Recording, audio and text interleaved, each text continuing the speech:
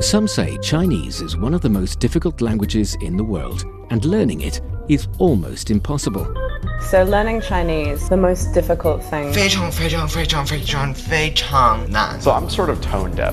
I can't really hear them. I think the cultural mindset is the biggest complication for The us. grammar. 知吃思吃都很难 It's just complicated so much. Only because you're not learning it in the right way. Why not try Takeaway Chinese, where you can take some Chinese away and experience progress day by day. Takeaway Chinese, we will promise you a difference.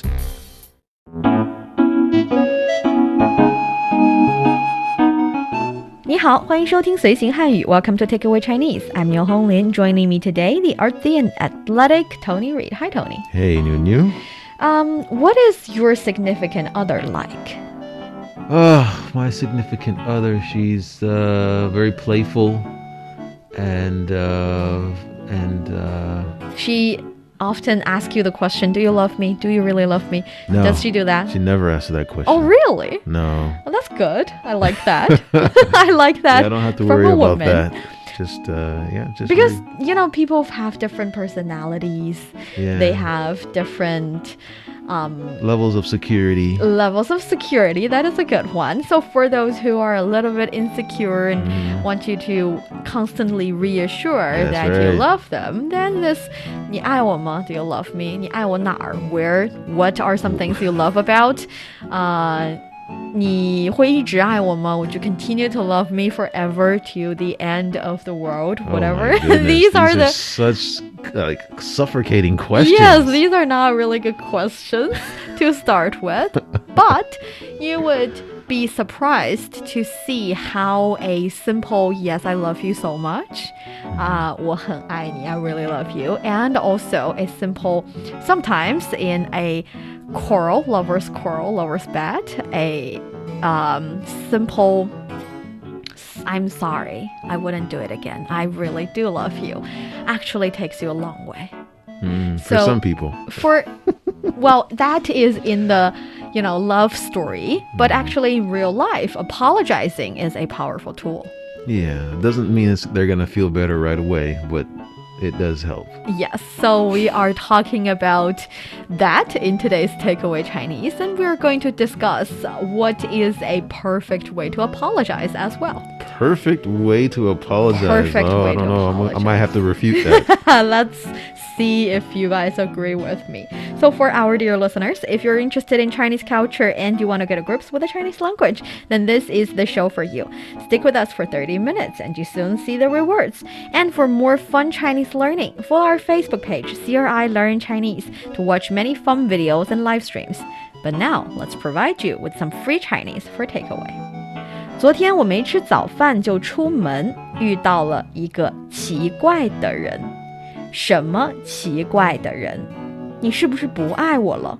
怎么不关心我为什么不吃早饭？亲爱的，对不起，我错了。Oh boy. This is such a attention-seeking conversation. Attention seeking, huh? Yeah. I think it's funny because I feel like the apologizing at the end of the conversation is just trying to end the conversation. It's not sincere at all, but it's a funny situation that we see.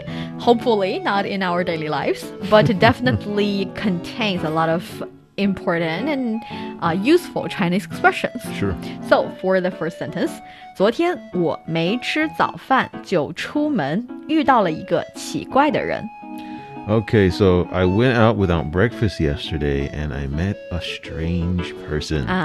So this, I guess here, this is, wow, it almost sounds like you're starting a story. But anyway, 昨天, this is yesterday. Yesterday. 我没吃, so 没 means no or like without. Without, Then 吃 haven't. is eat. So yesterday I didn't eat. 早饭 is breakfast. 就出门. So 出门 is to go out. So 就 is before, right? 就 is like then. It's a word you put in between possibly sometimes two verbs or two time reference to suggest that the late latter verb happened after the first verb or first time reference. So can't we just say before? 就出门, so before I went out. It's not before because I know in English it's like before I do something, but in Chinese it's reversed. So 没吃早饭 happened first, 就出门 happened later. Yes, in that sense. Got it. So 没吃早饭就出门 kind of like saying I haven't eat breakfast and then it's a little bit like and then I went out 出门. Okay. Let's move Yes, on. move on. 遇到了一个. So 遇到 means it means meet. Meet. So 了 is it happened. 一个 one, like one individual or one quantity of something. Yes. And then 奇怪 is strange. Strange, 的人 weird. is like a kind of person. Person. This quality. Yes. So, okay. So yeah, this is, I think it's pretty straightforward. Straightforward. 昨天我没吃早饭就出门，遇到了一个奇怪的人。什么奇怪的人？ So this is what strange person. What strange So person? 什么 is what, 奇怪 is strange, and 的人 is person. 什么奇怪的人？你是不是不爱我了？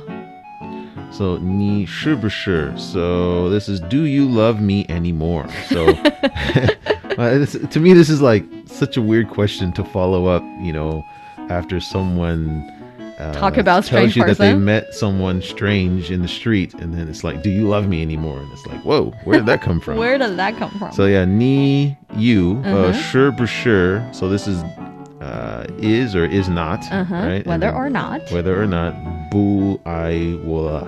So that do you Don't love love me anymore. Don't love me anymore. 你是不是不爱我了？怎么不关心我为什么不吃早饭？ So how come you don't care whether or not I had breakfast or not? Yes. So 怎么 how come or how 不关心.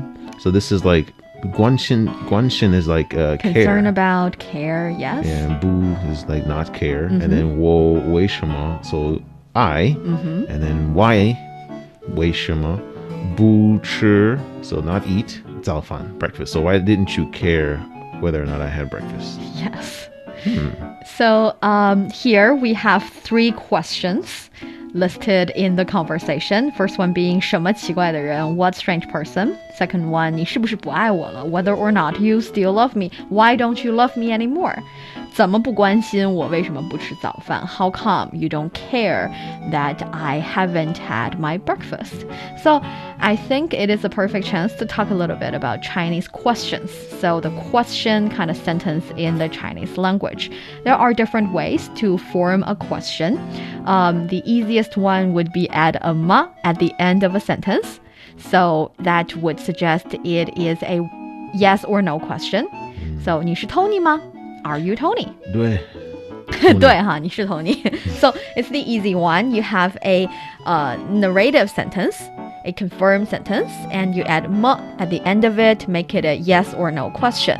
So 随行汉语是最好的节目吗? Oh, that was way too fast. Is Mandiar. Takeaway Chinese the best show ever? You want to say yes. You want to say yes. 对的。对的. So that's the thing. You put a ma at the end of that sentence, make it a yes or no question. That's the easiest form. But of course, there are other forms of questions. For example, you can just simply use a question word to replace the things you wanna ask about. So I can say 你是谁? We know a confirmed sentence would be 是谁? Who are you? Who are you? See, a confirmed sentence would be you are 你是 Tony, right? So I'm asking about the Tony part. I'm asking about the who part. So instead of putting a question word at the beginning of the sentence, in Chinese, we just use it simply to put it in the place where you want to ask, in the place of the sentence you want to ask about. So I want to ask about 你是 who. So who are you? I'll just say, instead of saying 谁是你, who are you? I say 你是谁? 你是谁? You are who? Or if the answer is 我在看小说, I'm reading a novel. 我在看小说. If you want to ask about who's reading a novel, you say 谁在看小说? You replace the 我. If you want to say What are you reading? You want to ask about what are you reading? You say 你在看什么书 What book? So you use what book 什么书 to replace 小说. I think it's straightforward enough. Yeah. Just find a question word and use it. Put it in the place. So what, where, who? When, who. Yeah. Put it in the place in the sentence that you want to ask about. Okay. And that is the kind here. So in our conversation, 什么奇怪的人 What strange person? That's basically it. And then another way of asking would be the 是不是 kind, right? 你是不是不爱我了? 要不要? So 要不要吃不吃? 吃不吃 would be eat or not. 要不要 want or not. 想不想 wish or not. So this is a way of asking. So it's like something or not. That's another way of forming a sentence. And the 怎么 is like how come. Like 为什么 why. It's also replacing the place that you want to ask about in a sentence. So that's about questions. And then the poor guy in the conversation said 亲爱的对不起我错了. So here's this response is, honey, I'm sorry, I was wrong. Yes. So 亲爱的, this is honey. And 对不起, this is I'm sorry. I'm sorry. And then 我错了. 我错了. So 错 this means wrong, right? Yeah. So 亲爱的对不起 I feel like this is kind of an interesting conversation. Yes. Because I think that this person was expressing some type of love. Because, I mean, if to that person, he or she felt that the strange person was a bit more of a threat to the relationship than the food. Well, I don't go that deep. I think it's just the first character is posing a attention-seeking question. It's just trying to make a little bit of a fuss. Just seeking for the other person to say I love you, tricking them into doing that. And it's just a funny conversation. And also, I also don't think the other person really wanted to say I'm sorry or really think he or she needs to apologize. It's more like, a stand you want to take in a relationship. You want to show the other person that you care just that much. You care really a lot, so you're willing to apologize or you're willing. But if you know this person is just seeking attention, then why would you reciprocate whatever it is that they want? I mean, aren't there better ways to get what you want than by staging a potential argument? Oh yeah, it's just lovers quarrel and just having fun.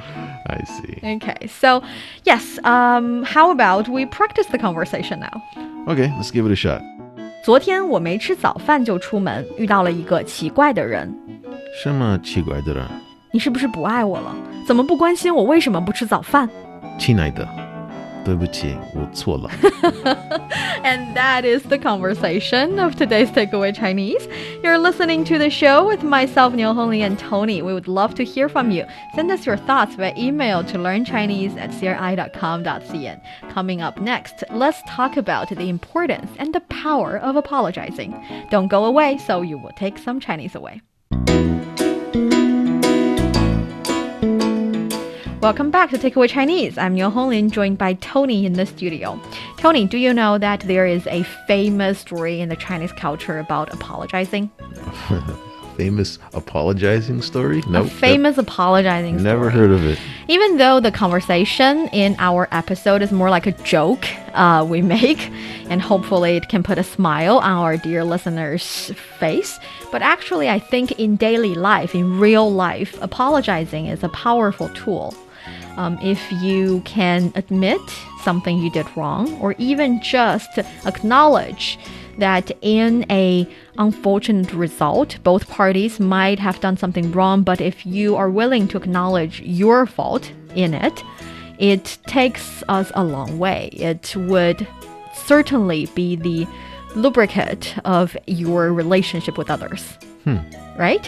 So apologizing has been taking an important place in the Chinese culture as well. And the most famous story I can think of would be 负荆请罪. Have you ever heard of the story of 负荆请罪? Nope. 负荆请罪 means carrying a stick and asking for punishment. Carrying a stick and asking for people to punish you with that stick? Yeah, it's kind of like saying I've done it wrong and I want to apologize to you and I hope you can forgive me, but I'm also willing to pay the price. I'm willing to be punished if that's what it takes for you to forgive me. And this story actually happened between two ancient officials in the Warring State period. It happened between two men named Lin Xiangru and Lian Po. So both Lin Xiangru and Lian Po are senior officials of Zhao, of the country of Zhao. And Lin Xiangru was this, let's say, scholar kind of official, whereas Lian Po was this general, was this man in the military. And because Lin Xiangru did something very important, I think diplomatically, so he was highly praised and was given an award or a prize by the emperor. And Lian Po was not happy about it. Lian Po was like, I am the general. I do very important things. I fight in the battlefield for our country. And at the end of the day, Lin Xiangru, who's a scholar official, he got a higher rank than I do. And that made Lian Po very unhappy. And that is why Lian Po decided to give Lin Xiangru a hard time the next time they meet. That's his word out there telling everyone. And Lin Xiangru heard what he said and he avoided the meeting with Lian Po all along for a really long time. And people ask him, why? Why would you avoid meeting him? You didn't do anything wrong. And your diplomatic strategy works to save a lot of energy, a lot of time, a lot of money, and a lot of lives for our country. You did a really great thing. You deserve what you got. But Lin Xiangru said, we, Lian Po and I myself, we are important officials in this country, workers in the government. We can only make the country a better place if we get along. So I do not want to quarrel, to have a fight with him. And that is why I would rather avoid meeting him. So when Lian Po heard what he said, Lian Po realized that Lin Xiangru was really a good man, and he realized that he shouldn't have, trying to give him a hard time. So he wanted to make up to with him. And that is when he carried the stick on his bare back, and he went to Lin Xiangru's place, saying things like, you can punish me all you want as long as you forgive my inappropriate behavior and saying previously. A general said that? A general said that. So that was the story of Lian Po and Lin Xiangru. It was the story of 负荆请罪. It's a very interesting general. I feel like most generals would rather be feared than loved anyway. But I think this shows that if someone has a high enough moral standard for themselves and really treat others with respect, they will receive the respect themselves as well. Okay. So it's like a famous story in the Chinese culture about apologizing. Yeah, apologizing is not easy. I think that this guy had a very interesting way of bringing that about. But for most of us, I think most of us feel like we're not always right, but we'd have this, it's like pulling teeth to say sorry to someone, because it's just like, that wasn't the frame of mind I had at that time, and if you don't like it, then tough. That's just the way it's gonna be. But sometimes you have to. I think looking back in retrospect, sometimes months or years later, you feel like, probably you should have just said sorry. Yeah, and I feel like the right way of saying sorry is to either truly mean it, or, actually, you have to mean it. Truly mean it. Yeah, you have to mean it. But the thing is, one very important thing about asking for forgiveness is that you don't expect the person you're apologizing to forgive you. I feel like that's, funny enough, an important thing. You just want to acknowledge that you're wrong, and you want to say to the person, well, it's kind of like you want to make amends, but that doesn't include the other person to accept your apology. Right. It's okay for that. That is why I feel like a good way, a right way to apologize include these following steps. The first thing is you have to express your remorse. In Chinese, you say things like 对不起, I'm sorry, 对不起, or 抱歉, it's another I'm sorry. And you can say 我错了, I am wrong. That's showing your remorse, 我错了. And again, admit your responsibility in the accident. So you can say 是我的错, it is my fault. My fault, 我的错,是我的错, or 是我不好, it is me, that's not good enough. Wait, one more time. My fault. How do you say that? 是我的错. 是 It is 我的 my fault. 错,是我的错. 错,错了. 错,是我的错. Okay. It is my fault. So that's admitting the responsibility. And sometimes you can also make amends or also make up for that other person. You can say things like 请让我补偿你. 补偿 would be make up to you. 请让我补偿你. Please allow me to make it up for you. 请让我补偿你. And the last part, sometimes people would say 请原谅我, please forgive me. 请原谅我, please forgive me. That's sometimes what people say. But for me, I feel like a better way would be saying things like, I won't do it the next time. It won't happen again. It won't happen again. So a promise it won't happen again would be 我以后不会了. 以后 in the future.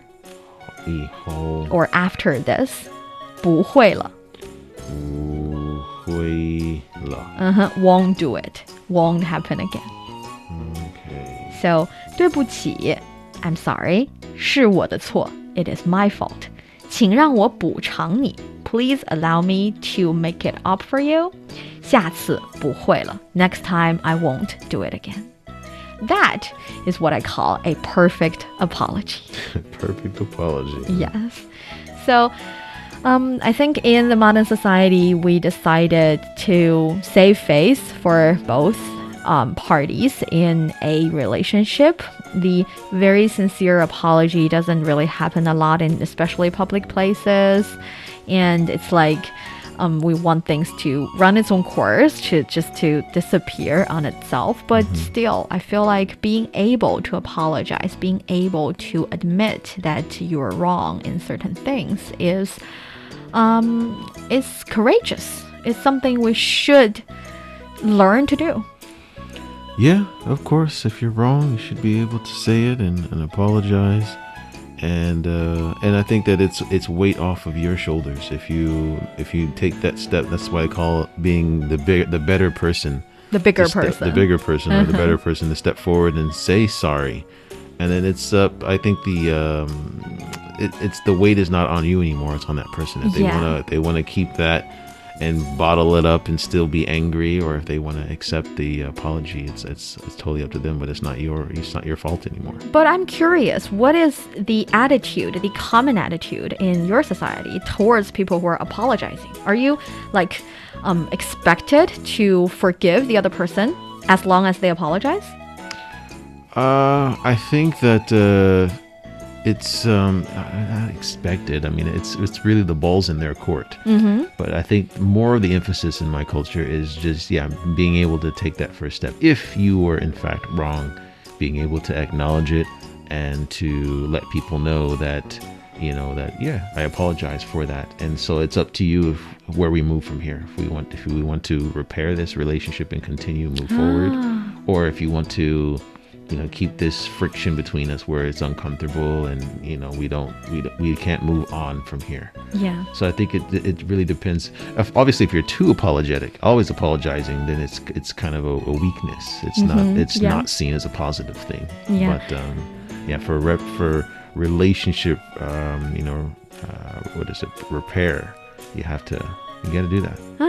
And I think in the Chinese culture, we have terms such as 伸手不打笑脸. So you're not going to slap a face with a smile on it As in, if this face is smiling, you should not slap it, meaning that if this person is being nice to you, you can't be rude to them. And we also have li. Oh, that's definitely not in our culture. That's our culture. And our culture also say things like 礼多人不怪. So if you're being super polite, people can't blame you for being too polite. It's kind of like also saying people can't blame you for apologizing. If you're apologizing, then it is kind of expected to accept the apology. And when you're apologizing, of course, there are many terms you can use in Chinese. You can say things like 您大人不计小人过. I like that one because that is also, I think, related to the be the bigger person term in English, because 大人不计小人过. You're the big person here, I'm the small person here, and I'm apologizing. You should let it go. You should forgive me.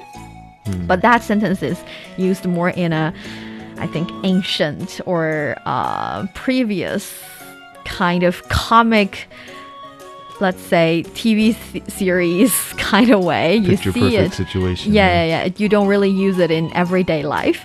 But still, when it comes to apologizing, there are different attitudes towards it and different ways of doing it.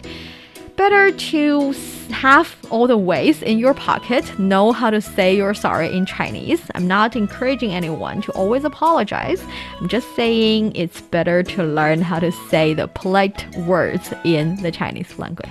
Sure.